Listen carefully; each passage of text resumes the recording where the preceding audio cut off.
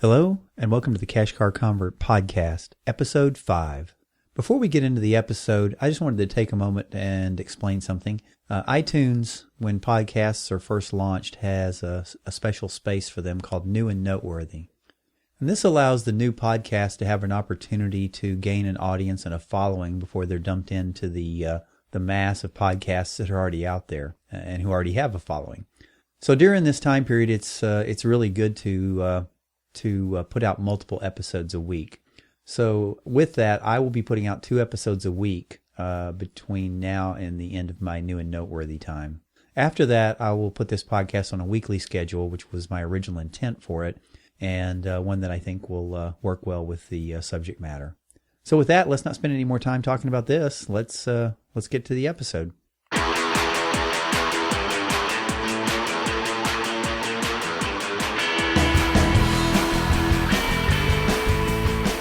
You're listening to the Cash Car Convert Podcast with James Kinson. Hello and welcome to the Cash Car Convert Podcast. My name is James Kinson and I am the Cash Car Convert, where cash cars are cool and auto debt is dangerous to your financial future. In today's podcast, I'm going to interview the person who created BudgetSimple.com, the free online budgeting tool. BudgetSimple is designed to help you find out where your money is going and help you to identify ways to cut unnecessary expenses. It's helped tens of thousands of people better understand their financial situation by taking the fear and complexity out of personal finance. With that, I want to welcome the man who created BudgetSimple, Phil Anderson. Phil, welcome to the show. Thanks, James. Glad to be here. So, Phil, this is I'm a cash car convert, and so I'm kind of a car guy. So even though we're going to be talking about budgets and being debt-free and those kinds of things, I'd like to kick off with a question. What was your first car, and how did you come by it? Oh, man, I'm definitely a car guy myself. And my first car I actually didn't even get to drive. It was my dad found this old beater. It was an 82 Mustang, which was maybe like 14 years old at the time. I got my license in 96. So anyway, I got this beater Mustang, but I was so happy to have what was a sports car in my eyes, and excited to drive it. He bought it for, I think, $500, and I was going to pay him back. And I forget what happened, but it was something like he drove it with the oil cap off and the engine blew up or something like that. So that was technically my first car, which I never actually got to drive. So the first car I actually owned that I did drive was an 82 Chrysler New Yorker. Okay. So not the flashiest car, but That one lasted a while at least? Well, that was another one that was kind of a victim to teenage driving. I got into an accident when I was 18 and totaled it. So I had it until its end, I guess I should say. Yeah, it's funny because my first vehicle, same thing. I worked all summer and saved money for a car. I bought it, I owned it a week and totaled it, and then had to go the rest of the school year without a car. So, I feel your pain. Yeah, that was. That was something else back in the bad old days. So with this, let me get into to BudgetSimple and how did you come up with this idea? What exactly is BudgetSimple and how might it help folks who are looking to get control of their finances? Sure. Well, I should say that kind of the story BudgetSimple actually starts with cars, and at least it was part of the story, which was. I was a huge car guy, and I used to love to brag about the fact that I owned, I think, 7 different cars before I was 21. Wow, okay. So as soon as I found out you could get a nice car on credit, I was quite often having nice cars. So it's like, you can just take out a loan as long as you can afford the monthly payment. You can do that. And so, at the same time, I also had a credit card, and I was... I had basically no savings. If I had an expense, if a car needed a repair or I needed something for my house, whatever, usually went the credit card. And that all kind of came to a head in 2003 or 2004-ish when I got laid off. So, literally had no savings, had, tens of thousands of dollars in debt. And and I had to find a way to make that work. And my girlfriend at the time, who I ended up marrying, she had a degree in accounting, and she was like, here's, I think basically you're not really getting a handle on your finances. And so she gave me this budget in Excel, And it was amazing how motivating having that Excel budget was, because I could clearly see, where my money was going. So when I did get a job again and I was working weekends, evenings, whatever, basically to make ends meet, I could see that like every dollar had its place. And when I put it towards debt, even like a little more, $100, $50 more, you could just see those projections of when it's going to be paid off dropping significantly. And so because I found that so motivating, I was, as a programmer at the time, and people kept asking me for this budget because they'd seen how I went from lots of debt to no debt. And so Excel is complicated for a lot of people, so I just made a website that made budgeting simple. Was the idea, at least. Wow, okay. So it's just a completely free online budget that replicated that original spreadsheet. Now, it's come a long way since then, but that's essentially the story how BudgetSimple got started. Okay, that's perfect. And, being, as we both have mentioned, we're car guys here. I, too, have owned a lot of cars over a very short period of time, multiple times in my life, and I think the average time period is about 2 years a car for the last 40 years, and I've owned a few, like 12 years or something. So it kind of skews the numbers. So I'm sure I had a period where I probably went through 7 pretty quickly, like you're talking about there. So I certainly feel that. I wanted to dig a little deeper on the car payment aspect of what you were talking about, and the reason I want to do that is because I think that's the way a lot of people judge whether they can afford a car or not. They look at the payment and say, if I can afford the payment, then I can afford the car. And they don't realize, if they don't have an emergency fund in place or some type of savings to fall back on, as you were saying, you got laid off and all of a sudden, these payments kept coming in, but the income had stopped. So, it sounds like the layoff was the time where you got that epiphany, but talk a little bit about the kinds of car payments. What kind of a range were they? Did you try to keep them low, or were some of them pretty high? Well, credit companies have basically convinced everybody that a car payment is, a normal part of your finances, and it's quite, you'll often see these typical household budgets, and that's a line item in there as a car payment. And so, just like everybody else, I didn't even think like, how am I ever going to put together $12,000-$15,000 to buy a car? Like saving that much money and just putting it on transportation seems ridiculous. Right. So I was like, well, I can afford, X amount per month. And I think back when I was buying cars on loan, I had a pretty good credit union that gave a good interest rate. It was 6% or something like that for 5 years. And so I think my car payments were usually around $250 or $300 a month. So nothing crazy. They were always used cars. I'm a real big fan of used cars. Yep. So I never bought a new one or anything like that. But yeah, that was kind of my thinking, was just having a monthly payment behind it.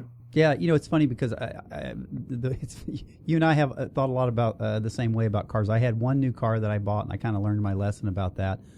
And I bought used, thinking I was smart, right, because I wasn't taking all the depreciation, which is right, but I was still buying on credit and taking the interest hit and exposing myself to additional risk and not giving myself some margin in my life. So what kind of car do you drive now? And, do you have any auto debt at all at this point? It sounds like you're debt free, but I just want to make sure. Yep, I'm definitely debt free. And really, I've had, a couple cars in all cash now. I've been living that way for 10 years. And really the story's a little more, I'll tell you what I'm driving now in a second, but the way it started that I learned to have this love of cash cars was, and get debt free, was to stop being a car guy. Yeah. So the last car I had on credit was an Audi A6, and I had this really long commute. So I would drive this fancy Audi. I'm somebody who's making like $30,000 a year or something like that, and I had a 2-year-old Audi A6. And so I didn't want to put miles on this car because it was an absolute nightmare to repair. Power window would break and it'd be $700 or whatever. So right. I actually bought another car in cash as just something to commute with, and I got a 91 Honda Civic that had like 170,000 miles on it or something like that. And I learned that I just liked driving that car more. Like, it was fun to not worry about people scratching your car. It was fun to just have kind of like a beater car, for lack of a better word. Yeah. And I actually ended up selling that car 80,000 miles later for $500 more than I paid for it. So wow. If you look at a monthly payment, I was actually paid like, 10 or 20 bucks a month to drive this car. That's fantastic. I have a similar kind of story where I was in debt on a car, and I was finally able to get rid of that car, and I needed to be out of debt. And so I bought a car for cash that was pretty inexpensive. And I had the same thing, and it didn't stay with me because I did go back into debt for some cars later. But I remember just having this feeling that was just different. It was, I describe it as feeling smarter. I don't know. How would you describe that feeling? It's more just like a stress relief. Like I think people don't appreciate that when you have all these nice things, like you just get more stressed out about them. Like a nice BMW, like it gives you that good satisfaction, like leather, and it's great and it smells good. But then like you're always worried about it being scratched or Right. broken into, or the repairs, and you gotta wax it more often. You gotta get nicer tires, and just everything about it just added more stress. So yeah, it was definitely like this like feeling of relief to just have a car that's just used for transportation. That's a really great point too, because that's the other thing. When you drive a more luxurious car, it oftentimes has bigger tires. So even if you were to buy the same, brand of tire and everything, just the fact that it's a bigger tire costs so much more. So there's all these little maintenance costs that come back and bite people, and they don't really always think about that when they're saying, "Oh, I can afford this $30,000 car," or whatever it might be. So so let's go back and dig a little deeper now on BudgetSimple. And so you had the spreadsheet, and some people were asking you about it. So you put up a website and made it a simple place for people to budget. So how did that grow from just helping some people out to a business? And do you do that full time now, or is this something you do part time? Give me some background on that. So when I first launched BudgetSimple, it was like 2006, just a complete side project. I thought maybe it would help people. I never looked at it as a business. And the same year, Mint.com came out, or maybe the year after, and I was like, all right, well, these guys have nailed it. You can connect to your bank, you can do all this stuff. It's crazy. Like, I'll never compete with that. But so whatever, someone else has solved the problem. And since I wasn't trying to make a business of it, I didn't really care. And but I still left it out there because like the cost of running a website is negligible. Right. But I noticed over the years it would get more and more and more traffic. And 2 years ago, it just started getting tons. And I started asking people, why are you signing up? Isn't this problem solved? Aren't there other people doing it? And I kept getting this common theme. Well, like Mint isn't helping me. It's not solving my problems. I'm still in debt. I'm still don't know where to put my money. I still, and so I started asking myself like, well, all right, is there some kind of void in the market that we can fill? So I started running some tests and getting user feedback. And more importantly, I asked myself, is there a way to make some money from this so that I can actually spend time on it? Because I like helping people, but in the end, I got to pay the bills. And it turned out there was, so basically I made a freemium model where most people can create a basic budget for free. And then if you want more advanced things like mobile apps or linking your bank accounts, that costs money. And, and I work all the time to try to find ways where I can make it completely free as well. But so essentially that's the business model. And I went full time on it last September. So I've been doing it, what's that, like 14 or 16 months or something like that now. Okay, that's fantastic. I was listening to what you were talking about there about Mint, and you thought, okay, they've nailed it, and then people were still coming to you. I don't know what kind of comments the people were making, but I've used Mint some myself, and the thought that ran through my mind was that Mint is great for tracking what you're doing, but it's not as great a tool for being proactive about budgeting up front where your dollars are going, and giving them a name and a destination on purpose, kind of a thing. Is that kind of the feedback you were getting? Yeah, that's exactly right. So Mint did a really good job of branding themselves as a budget, and the problem in America is not a lot of people know what a budget is. Right. And so Mint actually wasn't a budget. It's like you said, it's a really good analytical tool for looking at your overall finances. Like if you want a snapshot of where you are today and what you've done the last couple of months, it's a pretty good tool at doing that. But it has kind of a budgeting feature tacked on. It's not very flexible. And it's not very forward looking. And so the problem I'm trying to solve that they don't really, and I don't think they're necessarily interested in doing, is kind of the next step. So, they show you where your money's going. I want to start showing you where it should be going. So based on your current situation, whether it be debt, whether it be building savings, we really have people that run the spectrum of BudgetSimple. It's figuring out those next steps and helping you make the decisions to do those and getting you on a sound financial footing. So as somebody who was in debt and got out, and you use this tool to do it, how would you recommend somebody start? Obviously they could use BudgetSimple, as the starting point. But beyond that, what kinds of things would you recommend they do with that tool to start the tracking and to start, trying to figure out ways to eliminate the unnecessary expenses? We actually, if you Google for the BudgetSimple ladder of success, we have kind of a couple steps we put out in terms of how we think people should approach this. But the first thing is, and obviously I'm going to say this, but it's create a budget. We always say the first month, it's all about just figuring out where your money's going, because it's amazing. A lot of people in their head, they think they know where it's going, but actually recording it on paper, putting the plan of where you think it should be going, and then recording your actual spending against that. I haven't met anyone else that hasn't seen a surprise, and it's amazing. These little things, these little charges you forget about, or you didn't realize that buying coffee every day just adds up to hundreds of dollars, right? Things like that. And so we say the first month, just track it. You're probably going to be over budget. It's probably going to be a mess. The second month, you want to start making adjustments. So you see, here's where I went wrong last month. Let's try to fix just one category in the second month. So if groceries I'm overspending, if it's my car debt, whatever it is, let's see if we can work on just that one thing the next month. And then from there, it's really just creating good practices. So we have like a debt pay down tool. We have some other things. So it really depends on what they're trying to do. But the bottom line is like, just get on there, create a budget, and start using it for a couple months. And I guarantee you'll see some difference in your finances. That's fantastic. And yeah, I'm a big Dave Ramsey fan, and he that's certainly one of his big things is you got to get a budget and give your dollars places to go on purpose, right? Tell them where to go instead of wondering where they went, I think is what he says. And I think we do have a lot of that today in our society. People don't realize how much those daily trips to Starbucks cost, or McDonald's, or wherever it is that they're going and spending that money. So I think that's great. Now, you mentioned that there's, you can set up a budget for free, but there's also premium access. So can you differentiate there what's free and what's premium? Yeah, the two main differences, the things that cost money, are the linking your bank accounts automatically. That's something Mint lets you do for free. We charge, and the reason we charge is that we want you to be the customer. Well, first of all, there's a fixed cost for us in actually connecting the banks, and so that's part of the reason. But we look at our users as the customer, where in Mint's case, their customer is really the credit card companies, because their goal is to get you to click leads for credit cards and home refinance and things. So I always like this premium model better because we're building tools around the users. There's some other differences. You get access to an iPhone or an Android app. There's some additional reports. We basically try to make it so that people just trying to get on the financial ladder, that maybe in debt or whatever, those tools are always free. And then the ones that are on the next rung, where you're trying to build wealth, those are the things we usually put in the freemium tool, or in the premium tool. Okay. All right.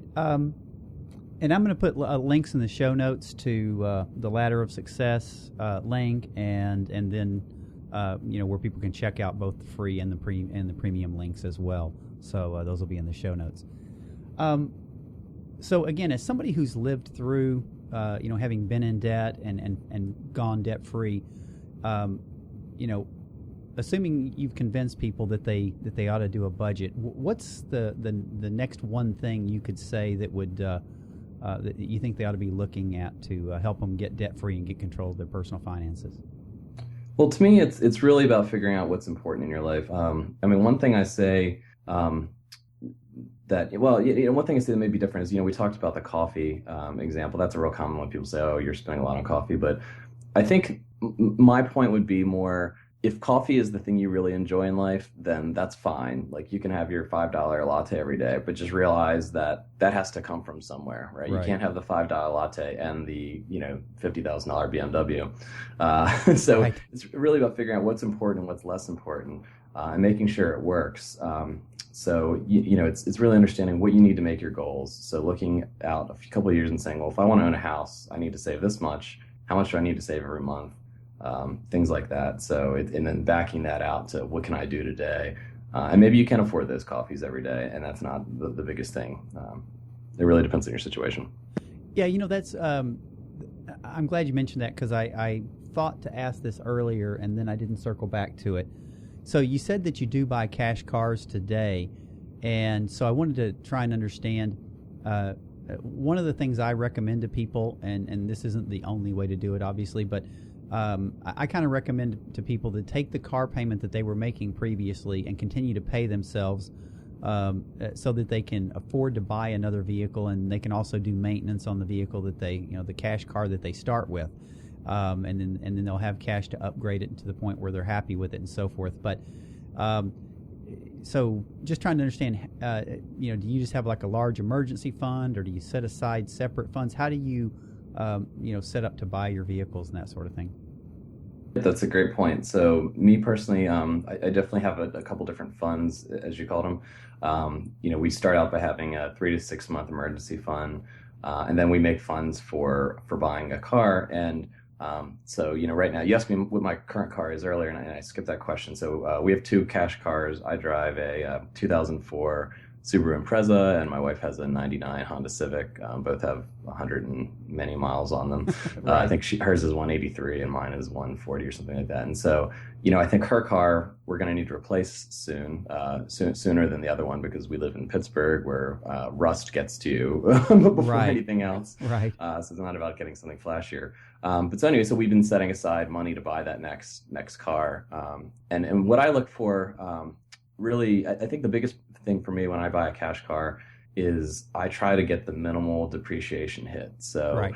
A lot of people say, okay, well, I'm really worried about maintenance, so I'll get a certified pre-owned. Well, like a certified pre-owned Honda costs almost as much as a brand new Honda. You're still going to take this, $10,000 depreciation hit in 3 to 4 years. So I really look for cars that are maybe 5 or 6 years old, where your average person still thinks they look pretty nice. They can't tell the difference between the model year. Right. And it's already, not lost much money to depreciation. So her car, for example, I think we paid $4,500 7 years ago, and it probably will still sell for $2,500. So you have very minimal loss on that car. That's fantastic. And I just want to juxtapose that to the average new car in the U.S. today. I had a reason to research this recently. Somebody asked me a question about it. And the average new car in the United States costs roughly $31,000. And the average new car payment is $464 a month. And those are numbers I pulled from Edmunds. And what I found is that the first year's depreciation on that $31,000 vehicle is $7,600 and something dollars. So, $7,600, let's say. And the car payments add up to another $5,600. So even though you don't realize that liability loss the first year unless you sell it that first year, that car costs you over $13,000 the first year. And with the median income in the United States being $51,000, I don't think too many people can really afford to take that kind of financial hit. So, I think what you're doing is spot on. I mean, that $4,500 car, you've driven it for 7 years. And the fact is, it still has value. You can still sell it and get something for it. And so even at that, it still will not have cost you $4,500 in the end, right? I mean, and I'm a big believer in Honda Civics, which is why this is like our third or fourth one. But yeah, I mean, yeah, they have value, and you'll always get something back for it. And you made a really good point, which is there's a lot of financial people out there that say, well, it's better to buy a car on credit, because if you can get a 3% loan, and then you can make 6% in the stock market. But this is the thing that's never factored in, is like the huge amount of money you lose to depreciation. So it's almost never, I can't it just blows my mind what you said, that the average car is $31,000 these days, because, I think if you asked your average person to pay for that in cash, they would be like, whoa, no way, I'll never pay that. But exactly. They end up doing it still over time. Right. Exactly. Yeah. And more. Right. And so, I mean, that's kind of one of my taglines here is I want people to invest in themselves, not in things. And, so that and that's what you've done, obviously, right? I mean, you made that change. So people out there listening, Phil was where you are. He was in debt. He was laid off, and he made this change. And Phil, I think a lot of people, they know what to do. Telling somebody to budget or to drive a less expensive car. I mean, I think most people do that, but it's really about the behavior. How did you change your behavior? Was it the spreadsheet tracking that allowed you to do that? What do you think did that for you? It was definitely just the visualization of where the money goes. When I look at that money going towards interest or going towards depreciation, just seeing thinking, what could I do? I love to travel, so with this money I've just thrown away, I could have gone to Tahiti essentially. Right. Right. So is that just understanding what's more important in my life? And for me, I've always wanted to work for myself, and so I realized if I can just get rid of this debt and these things I'm wasting money on, getting nice things in general, if you're always buying nice clothes, nice whatever, all that stuff is just taking away from something you might want more. And so to me, it was just really, as I unloaded these fancy things, just the stress that went away was kind of like multiplying on itself. And the fact that I was, paying nothing to drive a car as opposed to a future monthly payment, repairs and everything else before, just like seeing my investments and everything else, my savings just grow at like this exponentially faster rate. It just never made me want to go back to that again. And even though I've because I still am a car guy at heart, I've been tempted and a couple years ago, I actually got a pretty nice car in cash still, but it was still outside my philosophy. And I like instantly regretted it again because it's like, just the stress of not having a super nice car to me is, I don't know, it's worth it. Yeah. You're so right. The one new car I bought, anytime anything happened to it, it was just like a blow to the gut, right? I bought a used car several years ago, and it already had just a very, very small dent in it, and it was really hard to notice. But I remember kind of feeling glad that it was there, which is kind of ironic. But I felt like, okay, this thing's already got a little dent in it, so it's not pristine in such a way that I'm going to be so concerned about the least little thing happening to it. And I think that's kind of what you're talking about, right? Yeah, and it's funny you gave that an example. We have a lot of overlap here because when I just got this Subaru maybe 2 or 3 years ago, yeah, it was probably it was the newest car I'd ever had. It was a 2004, which shows how rarely I buy even semi-new cars. Yeah. And literally the first weekend I had it, my wife's cousin-in-law ran into the back of it with a four-wheeler, so put this giant dent in the back. I was like, oh man, my quote unquote, my new to me car has this big dent now. And I went to get it fixed, and then I was like, you know what, like I think I like that dent being there. It just reminds me of kind of like the philosophy I like, that worrying about cars being nice is just it's not that important. And there's other things you don't worry about in life. So it still has that dent, and hopefully it doesn't rust out because of that dent. Yeah. It's funny because I have this theory, and over time I hope to kind of prove it out in my blog and podcast here, and that is that if people can put their ego in check about their cars, because we have, society and the media and the car companies and everybody spends so much time trying to tell us that we are what we drive and, all these things. And, it takes something to break away from that and to be able to kind of put that ego in check and to know that when you're sitting next to a big Mercedes, that in reality that car may be leased and you might be much better off than the person that's in it. But to not worry about that one way or the other, just to you're doing what's right for you. You're investing in your future and your family's future. And, I don't know. It's just something that I hope to prove out over time as this thing goes on, that if people can get their egos in check about their cars, that they'll get their egos in check about other things in their life and have a better way to control their debt. So anyway, I know I'm kind of rambling on here, but I appreciate your thought on that. Yeah, I mean, what you said, I don't know if you've read The Millionaire Next Door before, but that's like kind of the whole point, was that usually that guy you see driving the Mercedes is actually broke, and the guy with the beater truck is a millionaire, right? Exactly. And so it's, and on the flip side, even though I've kind of I've found my life to be stress-free without a car. Like I know a couple of my friends are single and they're car guys, and they still find having a nice car is important. And to me, I always say, like, that's fine. Like, you can still actually have a pretty nice used car, and most people don't know that it's not. That's right. That's right. No, so. Yeah. Let somebody take that, first year 30% hit, right? And then you can, move on to something else. Well, Phil, we're coming up on time here, so I wanted to first of all, I've really enjoyed this interview.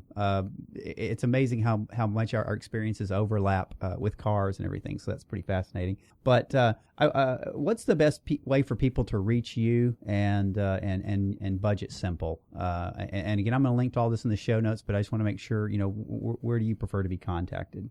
Sure. Well, BudgetSimple.com is our website, and on that website, I actually have my personal email address, which is phil@BudgetSimple.com. In general, I probably like being contacted on Twitter, and it's just @BudgetSimple, or my personal one is @JamesPAnderson. But anyone's welcome to reach out and email me anytime. I'm always happy to help people brainstorm about their finances or getting started on a budget. That's great. Well, like I said, I've really enjoyed this interview, and I appreciate your time. And to those of you out there listening, go out and take a look at BudgetSimple.com. And take a look at the show notes I'm going to put in. It's cashcarconvert.com. And the show notes for this episode will be in there, and all the links that we've talked about will be in there as well. And so, head out there.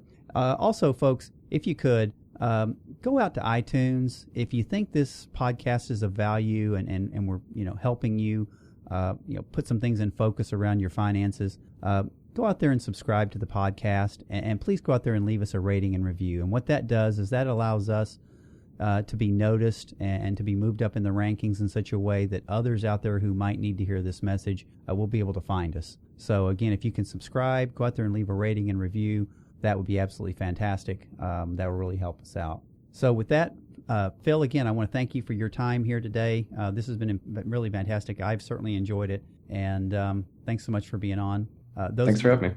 Absolutely. And those listening, thanks so much for listening.